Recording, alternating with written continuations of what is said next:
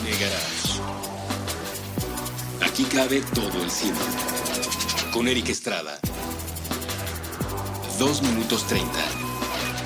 Puentes.me.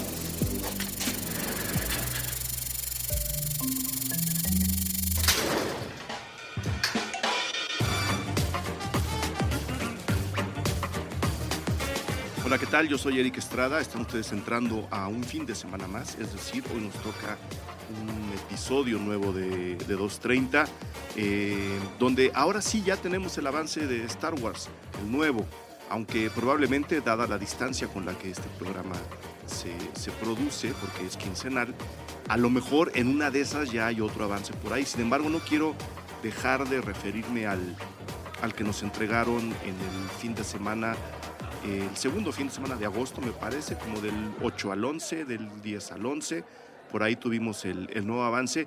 Y por el otro lado, que es lo que vamos a platicar, yo creo, con un poquito más de detenimiento, porque de Star Wars toda la información sale y está en la red todo el tiempo, está Arrival, la nueva película de Denis Villeneuve, que lanzó primero un adelanto muy escueto, muy parco, sin ningún tipo de información real, y hace muy poquito, bueno, después de un par de días, lanzaron un nuevo avance con mucha más información que me hace cuestionarme varias cosas para bien.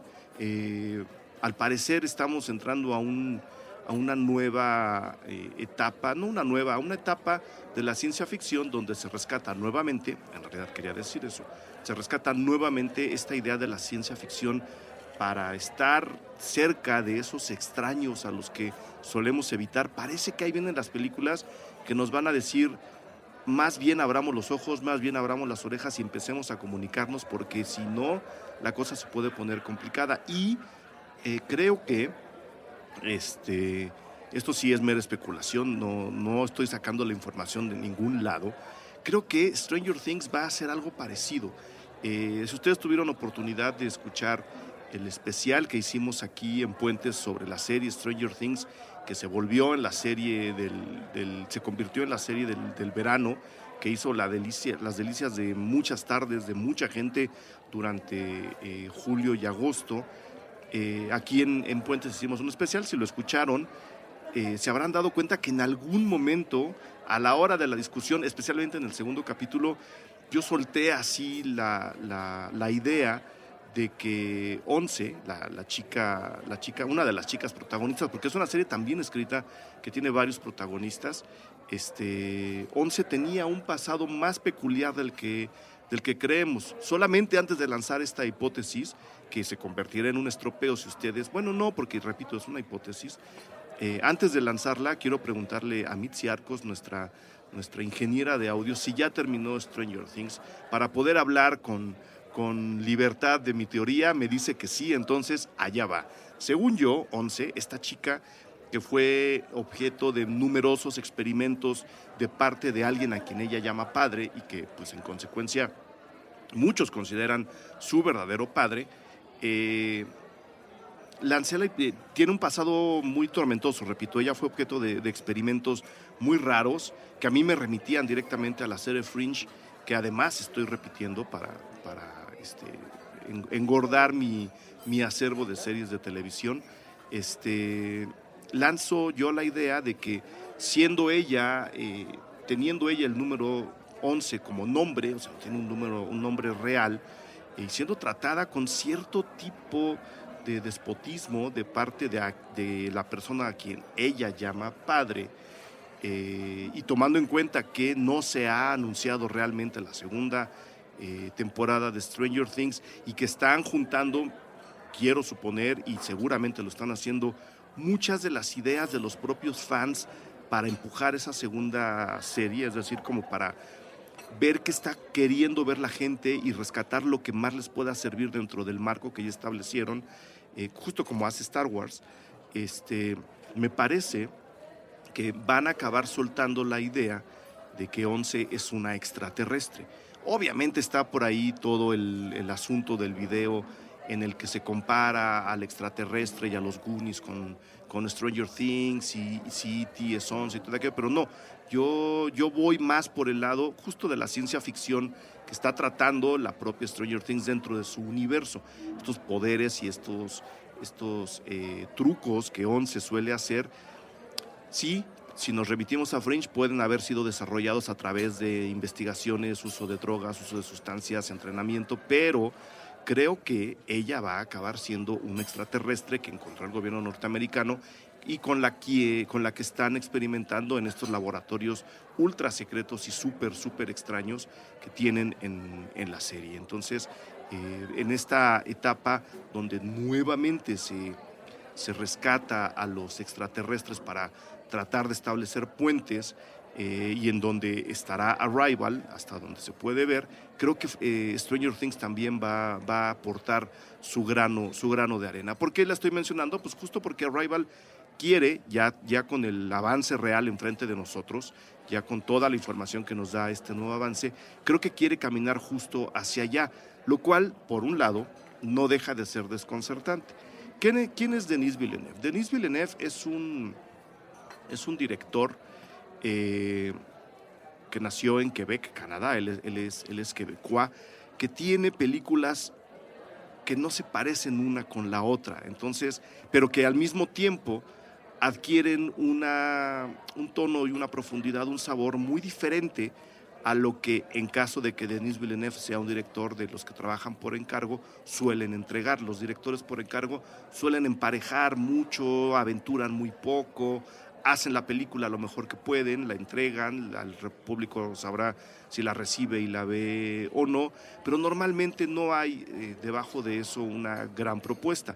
Tampoco estoy diciendo que Denis Villeneuve sea un autor, aunque en algunos momentos de algunas de sus películas, sobre lo que podría ser un trabajo de encargo, él alcanza a colar ciertas inquietudes y ciertas tonalidades que podrían hablar o de un futuro autor o de un autor trabajando dentro del sistema de las películas por encargo. Tiene películas, repito, muy dispares, lo cual, por un lado, me hace esperanzarme mucho sobre lo que pueda entregar en Arrival, y por el otro lado despierta muchísimo mi curiosidad sin saber realmente si lo que nos están vendiendo en el avance es lo que va a contar la historia o no. Es decir, con una carrera tan peculiar, no sería nada extraño que lanzaran un avance para hacernos creer que la película va por un lado cuando en realidad va por el otro. El señor Villeneuve debutó con August 32nd on Earth, una película que dirigió en el 98. Después de eso tiene Maelstrom en el 2000. Después de eso tiene Happiness Bound, un documental al que le siguió Polytechnic, con algunos cortos ahí en medio. Y luego creo que fue con Incendios, con esta película en la que cuenta el viaje de dos gemelos que se van a Medio Oriente a buscar un poco el pasado de su familia, los deseos los últimos deseos de su madre, pues que en realidad era su única familia real, el vínculo real que tenían era con ella. Nos cuenta esa historia, repito, es con esta película, que es justo a donde iba, donde creo que se hizo mundialmente famoso. Creo que esta fue la película que puso el nombre de Denis Villeneuve en el radar de muchos de los cinéfilos. Fue una película exitosa en el circuito artístico, festivalero, ¿no? Veíamos ahí algunos repito, destellos de un autor que, repito, no tiene tampoco una carrera deslumbrante hasta Incendios. La película es del 2010, y él mismo escribió, digamos, la obra en la que está, él mismo adaptó la obra en la que está basada la película. Entonces sí hay una especie de trabajo más cercano de él mismo hacia sus propias inquietudes, y se los vuelvo a decir, creo que fue la película con la que alcanzó su fama mundial, la fama que ahora tiene, que después reforzó de una manera muy interesante adaptando una novela de José Saramago y teniendo a Jake Gyllenhaal como protagonista en Enemy, o Enemigos Idénticos. esta película en la que uno de los personajes que interpreta Jake Gyllenhaal, un hombre pues, común y corriente, que no tiene realmente mayores motivaciones más que seguir cumpliendo su trabajo, en algún momento descubre que hay un actor, pues que tampoco es una cosa del otro mundo, es idéntico a él, y a la hora de estarse enfrentando y cruzándose empieza una relación muy, muy extraña, ¿no? Aquí el guión ya no es de él, es de Javier Gullion, pero repito, la película es muy interesante. Ahí entre la ciencia ficción, estilo Dimensión Desconocida, ¿no? No fue además la única película de estos años en donde había dobles, hubo otra por ahí, pero Enemigos Idénticos o Enemy creo que fue un ejercicio interesante, ¿no? Creo que también puso un poco más hacia afuera el nombre de Villeneuve, como gente que no estaba tan metida con incendios. Prisioneros es otra película con Jake Gyllenhaal que también hizo de una manera muy, muy efectiva, ¿no? La historia esta del secuestro de una niña, hija del personaje de Hugh Jackman, y cómo el personaje de Hugh Jackman comienza una búsqueda realmente frenética, tomando la justicia en propia mano para tratar de encontrar al hombre o a la mujer, si en caso de que no lo hayan visto, que secuestró a su hija y que lleva a niveles de brutalidad muy interesantes, muy bien filmados, con muy buena intensidad y muy buen tono. Esa fue antes de Enemigos Idénticos, que entregó poquito antes también de otra película que a mí me gustó mucho. A la gente no le causó mayor impacto, me imagino que por el tema. En México el tema del narcotráfico suele ahuyentar a la gente de la cartelera en un acto de negación que todavía no alcanzo a comprender. Y Sicario, que es como se llamó su película del 2015, era justo eso, ¿no? Contaba los avatares en la frontera, en el mundo del narcotráfico y de la gente que persigue al narcotráfico, con muchas historias ahí abajo, a veces planteadas de una manera muy obvia, a veces de una manera un poco más oculta, que acaban generando una sensación muy peculiar en la película, que a veces también se acerca al western, nos lleva de regreso al thriller, nos mete muy de lleno en la secuencia, en el cine de acción.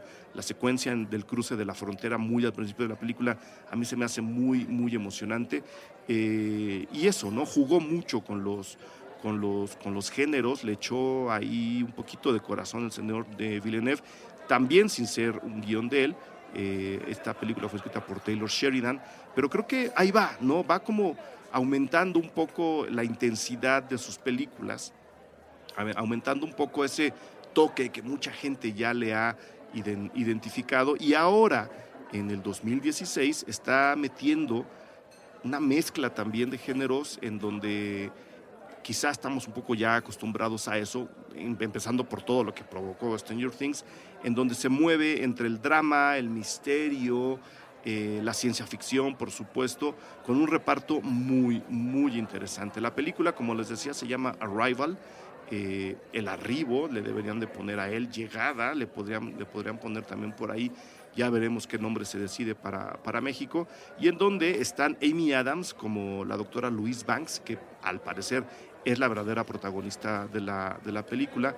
Está Jeremy Renner acompañándola en el reparto. Está Forest Whitaker, que a mí se me hace un actor muy desaprovechado, incluso ahora que además está en Star Wars. Creo que Forest Whitaker tiene todavía más potencial del que creemos. Aquí lo rescatan y aparece como el coronel Weber. Vamos a ver más o menos de qué lado se mueve. Y lo que está promoviendo Arrival es no necesariamente lo que ya se hizo con otras películas de ciencia ficción en el pasado, de viajes interdimensionales, donde queremos encontrar planetas para salir de que se nos está muriendo. Parece que está volviendo, ahora veremos más o menos por qué, a lo que en su momento Robert Zemeckis planteó hace ya varios años. La película es del 97, con Contacto. Contacto contaba la historia de la doctora Ellie Arroway, que Eleanor Arroway, que estaba interpretada por Jodie Foster, que por muchos años ha tratado de establecer, de establecer contacto con vida extraterrestre, enviando ondas de radio hacia el espacio, ¿no? Y en algún momento aparece una misteriosa máquina a la que esta doctora tiene acceso y que propicia que ella haga justo contacto con quien sea que haya mandado esta máquina para, ya verán ustedes si se avientan a ver la película. Es una película muy interesante, es una película muy propositiva, es una película de ciencia ficción, mucho más cargada a la ciencia, muy sesuda, pero al mismo tiempo muy fácil de ver. Es una película, si a ustedes les gusta la serie Cosmos, está vinculadísima al pensamiento de Carl Sagan, y por supuesto a los acercamientos que tanto Robert Zemeckis como Steven Spielberg han tenido con la ciencia ficción. Es una película más seria que Extraterrestre, por supuesto, es una película más seria que Encuentros cercanos del tercer tipo, justo por lo que les digo, está más metida a la ciencia ficción. Y Arrival, a la hora de mostrar el avance, según yo, nos cuenta una historia muy parecida. En algún momento, y eso lo dice la sinopsis de la película, una nave extraterrestre de repente aparece en distintas partes del mundo, hasta donde sé en este momento 12 partes del mundo distintas, y un equipo es contratado, encabezados por la doctora Louise Banks, interpretada por Amy Adams, para establecer contacto con estos seres y tratar de entendernos, tratar de tener un intercambio de ideas, ver a qué vienen, sobre todo, ver qué tipo de seres son, y por supuesto hay un trabajo de lenguas, hay un trabajo de idiomas para tratar de establecer contacto real con estos personajes y que no se quede nada más en qué bonita nave tienen, ya aterrizaron. Y el avance a mí me acerca mucho a lo que yo recuerdo de Contacto, por muchas razones. El ritmo, Contacto tiene un ritmo pausado, ligero, sin grandes movimientos, ¿no? No es un ritmo que tiemble, sino que fluye, todo lo contrario. Y este avance de Arrival es justo eso, nos presenta a la doctora, tenemos ahí a su hija, vemos cómo la primera reacción ante la aparición de estas naves extraterrestres, pues es por supuesto la militar de parte de Estados Unidos, muy a la defensiva, que su defensiva suele ser muy ofensiva, todo el acercamiento militar, todos los cuidados que se están tomando para que estos extraterrestres no destruyan a nuestra cultura. Y luego vemos, nos muestra una nave oblonga, muy peculiar, metida en un paisaje muy bonito. Nos van presentando cómo esta doctora se va adentrando en el trabajo de investigación y va haciendo su mejor esfuerzo para acercarse de manera real a estos extraterrestres. No es necesariamente la máquina de contacto, pero el avance nos muestra cómo este grupo de investigadores se acercan a la nave, son admitidos, entran a ella, comienzan su aventura ahí adentro sin grandes escenarios, ¿no? La película va a ser mucho más metida en la reflexión que en lo visual o en los escenarios. Todo el interior de la nave no está ni siquiera sugerido, son tonos muy negros con una pantalla blanca que más o menos ilumina lo que está pasando, y lo que el avance cuenta es justo eso, el esfuerzo de esta directora para, primero, hacer notar que el ambiente dentro de la nave no es hostil a los humanos. Ella en algún momento se quita el casco, ¿no? Demostrando que no hay nada que temer dentro de esta nave, y como poco a poco, a pesar de lo agresivos que pudieran llegar a verse estos seres de manera física, podrían tener una intención mucho más amable de la que se puede tener o apreciar a simple vista. El trabajo va mucho por lo que se ve, por el lado de entendámonos en lo diferente de nuestras lenguas. Y ahí es donde, repito, me mete mucho a lo que estaba pasando con Contacto. Tratar de llegar al otro lado, tratar de corregir las malas interpretaciones. Aunque es aquí donde viene, yo creo, el punto de suspenso a la Hitchcock.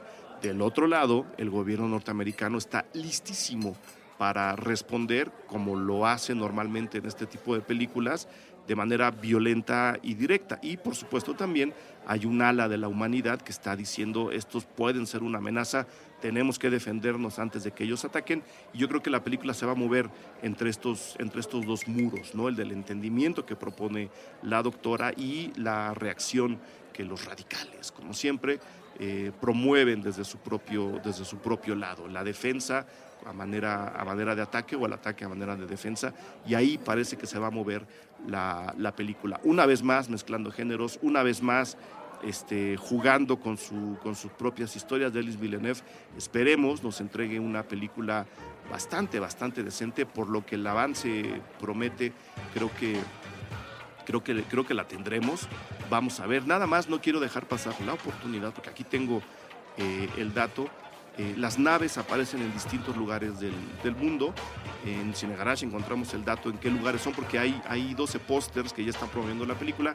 Cada uno de estos pósters muestra a la nave en cuestión en 12 lugares distintos del mundo, que es donde se desenvuelve la historia que esperemos nos cuente con muy buen tino el señor Villeneuve.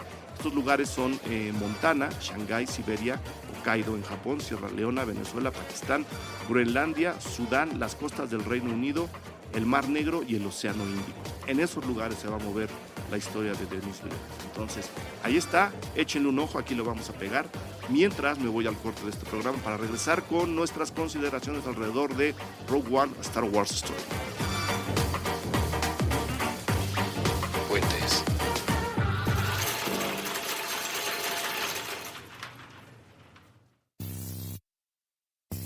Mirar una película es cruzar una frontera de la que ya nunca puede volverse. Se parece a abrir un regalo.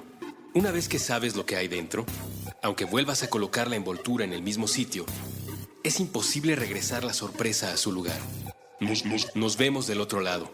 Es una frase que los seres humanos deberíamos decirnos cuando entramos a una sala de cine y la luz se ausenta por un rato y empieza a caminar el proyector. Porque no sabemos en quiénes nos habremos convertido en la otra orilla, terminado el lapso. Ni el tiempo, ni el espacio, ni la mente, ni el cuerpo serán los mismos. Just let it in. Así lo hemos experimentado. Distintas generaciones, cada una a su tiempo, en su propio formato, en las encarnaciones de soledad y compañía propias de cada época. Nos ha bañado el chorro de luz, nos han caído los efectos de sonido sobre la piel. Y hemos decidido, a partir de la experiencia de ver una película o muchas películas, que queremos cambiarnos a nosotros y cambiar la forma como la realidad está configurada. Todo después de abrir el regalo. Algunas veces ha sido más difícil, claro, porque la pieza frente a nuestros ojos no ha querido dialogar con nosotros, sino con alguien más, y los dardos quedaron lejos de la diana.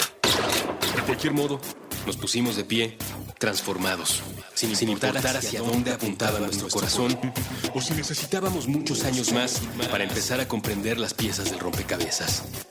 Y aquí estamos ahora, después del retiro y de los anuncios y del relanzamiento y de los cambios de dirección.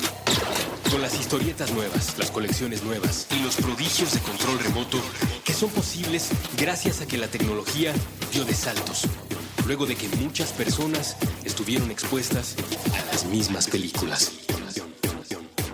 No importa qué pase después, ni qué será lo que encontraremos en la otra orilla. En Puentes, queremos decir, como pensamos que deberían decirse los seres humanos antes de cada función, con la mejor de nuestras intenciones, con el mejor de nuestros deseos, con la certeza de que ni la mente, ni el cuerpo, ni el tiempo, ni el espacio serán los mismos cuando haya terminado el lapso. Nos vemos del otro lado. Chewie, we're home.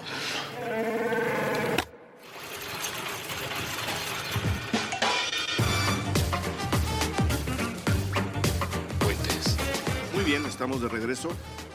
En el 2:30 pasado me quejaba amargamente de que había yo alargado lo más posible la espera antes de entrar a grabar el episodio anterior, justo porque la idea era platicar sobre Rogue One, Star Wars Story, o como ya le llaman en Disney México, Rogue One, una historia de Star Wars. Ese va a ser el nombre oficial de la película. Pero pues no entró, porque tuvieron a bien estrenar ese día el avance pues ya muy tarde. Ya no nos daba tiempo de meterlo en el programa y pues bueno, se quedó fuera. Sin embargo, sabiendo que hay mucho entusiasta de Star Wars en Cine Garage y en Puentes, sabiendo que hay muchos seguidores del programa Alianza Rebelde, que seguramente ya habrá comentado este avance, tampoco quería dejar de lado o no quería perder la oportunidad de opinar sobre lo que puede ser Rogue One. Antes, para variar, algunas consideraciones. He estado investigando, no lo hemos publicado en Cine Garage porque, repito, los fans ahí sí van mucho más adelante que nosotros. He estado investigando qué fue lo que pasó con la película de Gareth Edwards, que desde los estudios pidieron que se volvieran a filmar varias escenas de la película. Número uno, tampoco se espanten.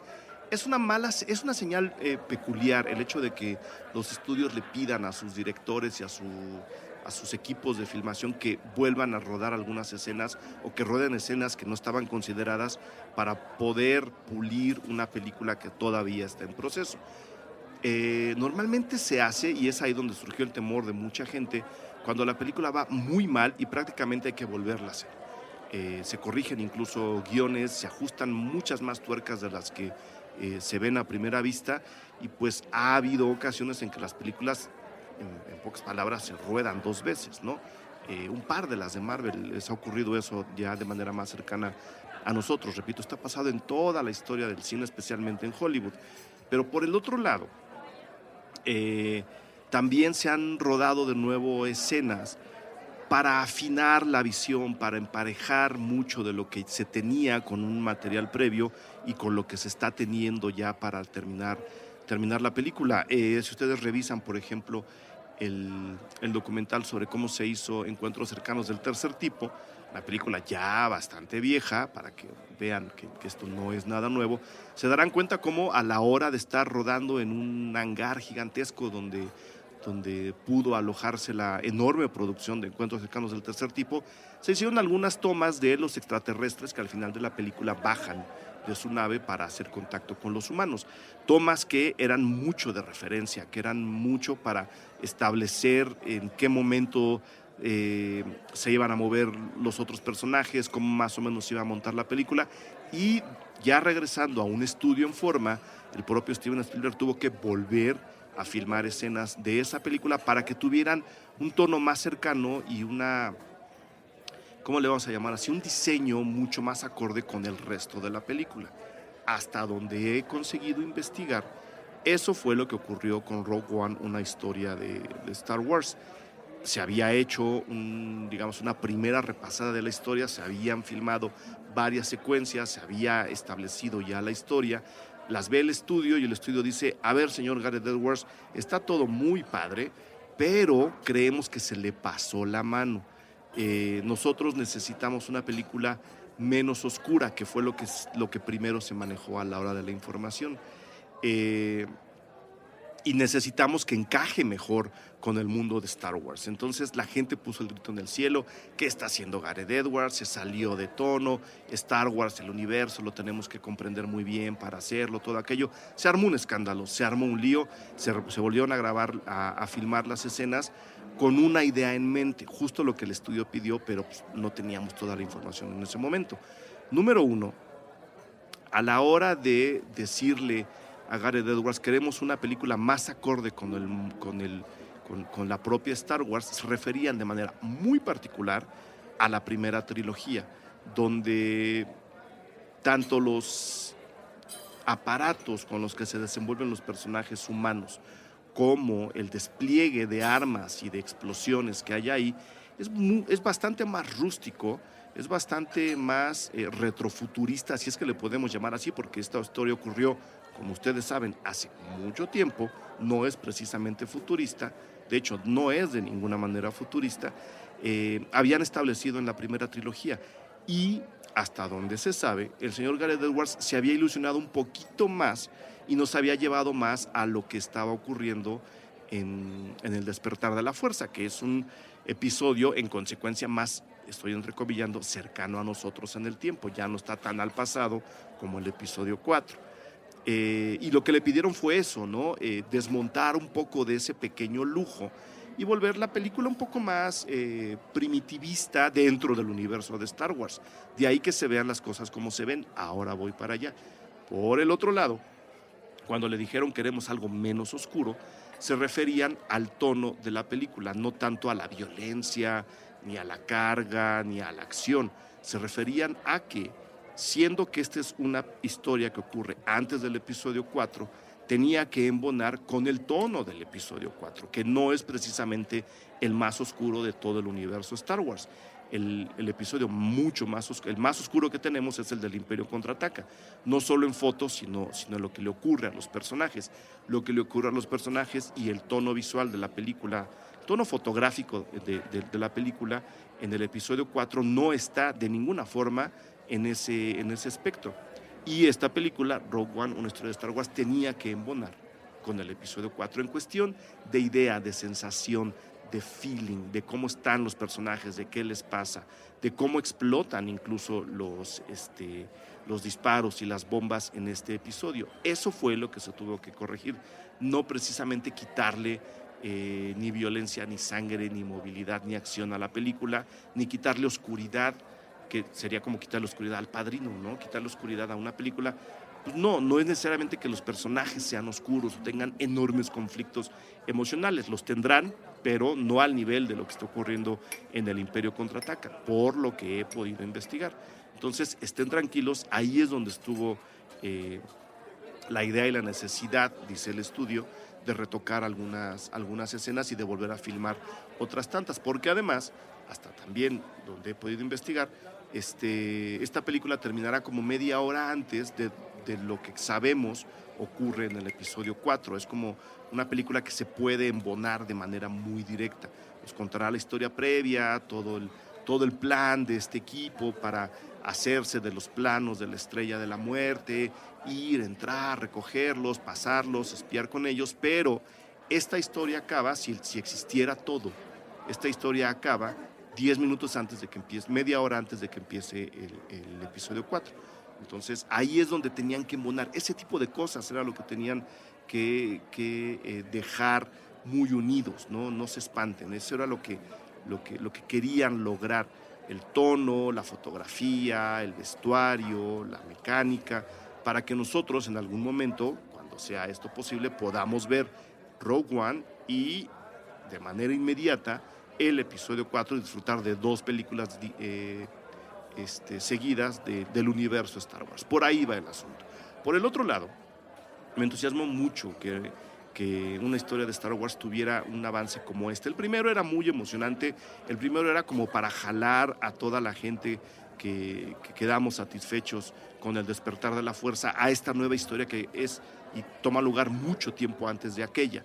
Era como para dibujar una pista entre los fans, incluidos los nuevos fans de Star Wars en el despertar de la fuerza, y devolvernos a todo lo que les acabo de contar, ¿no? Justo a este universo previo, justo a esta forma distinta de, a pesar de estar en el universo de Star Wars, moverse en los mismos elementos. Son de alguna forma dos universos diferentes, dos modos diferentes en la misma historia. Entonces había que dibujarle la pista a los nuevos fans para que se metieran en esta película. Habiendo hecho eso, habiendo conseguido eso, y ustedes lo podrán confirmar con el número enorme de vistas que tiene ese primer avance, nos presentan uno segundo en donde ya es más notorio el tono que están manejando en esta película, ya se nota más la diferencia entre todo aquello y lo que nos van a contar en esta. Yo en algún momento, platicando aquí en Puentes con Russo y con Bolu, que estaban, esto fue incluso antes del estreno del Despertar de la Fuerza, les dije, porque yo tuve chance de verla, la vi en Netflix, una película que se llama La Batalla de Midway, con Charlton Heston, que habla de la batalla de Midway, justo el proceso de enfrentamiento entre el ejército, o la marina de Estados Unidos y la marina de Japón en la Segunda Guerra Mundial. Y habiéndola visto, yo ya la había visto hace mucho tiempo, la revisé, repito, en Netflix, una mañana de esas ociosas.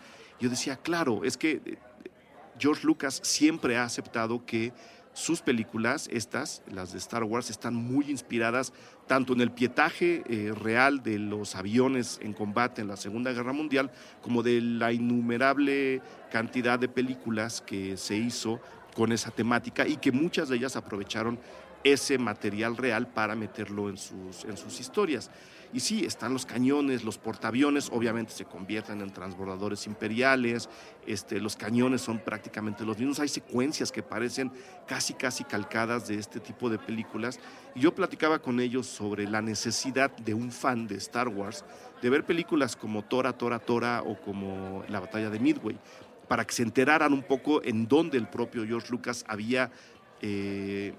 se había inspirado para generar las secuencias de combate en vuelo, para generar las secuencias de combate de un transbordador o de un portaaviones con respecto a un ataque aéreo, como para dar ese tipo de acción a películas que hasta la fecha no se habían hecho, como en su momento fue Star Wars. Y ahora que veo el avance de Rogue One, creo que es todavía más necesario que los fans de Star Wars vean películas como esa, que se acerquen no a analizar, a divertirse, porque son películas, por un lado, muy de propaganda, ¿no? Pero son películas destinadas por completo al entretenimiento, son muy fáciles de ver. Entonces, creo que estaría padre que los fans de Star Wars checaran esas películas, especialmente a partir de lo que acabo de ver con el avance de Rogue One, una historia de Star Wars que dirige el buen Gareth Edwards. El avance se estrenó creo que el 10 de agosto, y repito, me metió mucho, me regresó a este universo del Imperio Contraataca. ¿Por qué? Porque en muy pocas palabras lo que está contando este avance, o lo que nos está anticipando este avance, es una película de guerra con espías.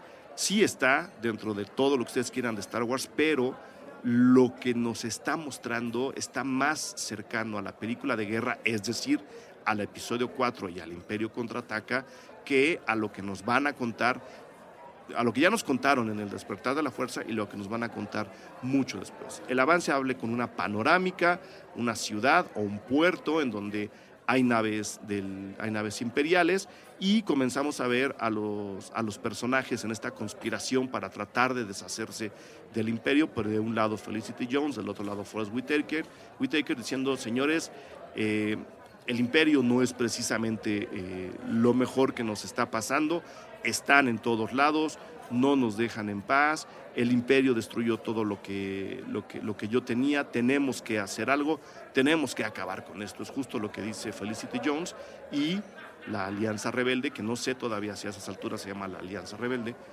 se llama ya la Alianza Rebelde, dice, pues mira, qué bueno que lo dices, porque tenemos una misión para ti. Sabemos que se está construyendo una nueva arma, la famosa Estrella de la Muerte, a la cual tenemos ahí en un encuadre muy emocionante, ¿no? Mostrándonos imágenes de la Estrella de la Muerte que pues obviamente no habíamos visto porque nos la presentaron ya terminada. Aquí ya está terminada, pero se mueve de una manera diferente.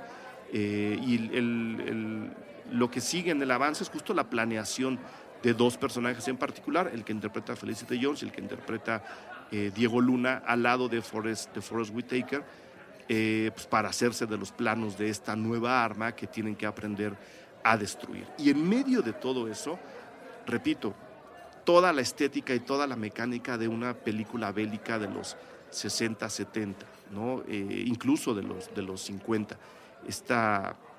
Este movimiento de las naves, esta manera de despegar, cómo se mueven los personajes en pasillos de pueblos que no conocemos. Los combates, los disparos son muy de película de guerra, incluso de las películas de guerra de Vietnam. La entrada de los Stormtroopers con un tanque, ¿no? ¿Qué hacen ellos en un tanque? ¿Cuándo han necesitado un tanque? Creo que la película se está yendo justo para allá, y a mí la verdad me entusiasma mucho que lo hagan. Y luego viene, por supuesto, el toque de espías, ¿no? Cuando le dicen al personaje de Felicity Jones, no te vamos a matar, tenemos que hablar, tenemos que platicar contigo, ven y síguenos. Antes de eso me entusiasma mucho, creo que ya lo había puesto por ahí en un tweet, me entusiasma mucho la aparición de Donnie Yen, ¿no? Haciendo uso de su habilidad con las artes marciales para enfrentarse a Stormtroopers con armas tecnológicamente en teoría superiores a una vara, ¿no? Me gusta mucho la imagen de la Estrella de la Muerte eclipsando el sol en cualquier lugar donde esto esté ocurriendo. Me gusta mucho el rescate de la estética interna de la Estrella de la Muerte que tuvimos hace ya tanto tiempo, y el final del avance, a partir del minuto 20, es, repito, el rescate del cine bélico en su máxima expresión. El fuego, pues como es el fuego en la Tierra, ¿no? Menos galáctico, lo vamos a llamar así. Los disparos que se hacen sobre las naves que explotan, pues como explotan los aviones en los portaaviones. Toda esta última parte del avance es tal cual una película bélica de los años que les acabo de comentar, y eso me entusiasma mucho. Entonces, más allá de que estemos entrando al universo Star Wars, más allá de que sí queremos que nos nutran más, ese último encuadre con Felicity Jones enfrentándose a un TIE Fighter creo que nos está metiendo justo a lo que les acabo de contar, y no quisiera dejar pasar la oportunidad para sugerirles, recomendarles, pedirles que vayan a Netflix, que vean Tora, que me parece que está por ahí, la que sí está es La Batalla de Midway, que vean este tipo de películas. Les aseguro que se van a divertir todavía más viendo Rogue One, una historia de Star Wars, de lo que ya están saboreando desde este momento. Por supuesto, no hay que dejar de mencionar la aparición de Darth Vader al final del avance. Vamos a ver qué ocurre con la película. Yo creo que no me voy a dedicar mucho más tiempo a ella, porque están los chavos de Alianza Rebelde aquí con todos los datos, toda la información. Les recomiendo que sigan a ese programa. Tienen un episodio cada viernes, chéquenlos. Yo por ahora lo dejo aquí, a menos que de veras haya algo muy, muy emocionante que comentar sobre Star Wars. Mientras, ahí les dejo a los dos avances. De un lado, Arrival, que me emociona de una manera distinta a lo que lo hace Rogue One, que está del otro lado, pero ahí están, los dejaremos pegados aquí abajo en la bitácora para que ustedes los chequen. Disfrútenlo, nos escuchamos el lunes en un programa más de Cine Garage aquí en Puentes. Saludos.